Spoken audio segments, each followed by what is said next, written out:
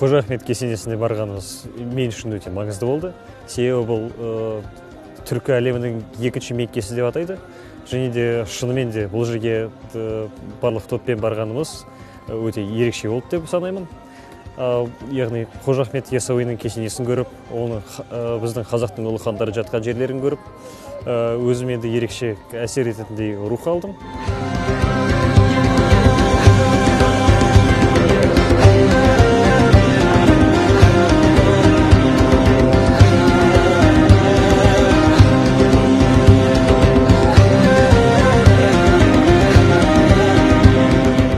Посещение таких мест духовно нас развивает как личности, заставляет нас помнить богатую историю наших предков и развивает чувство патриотизма в наших сердцах.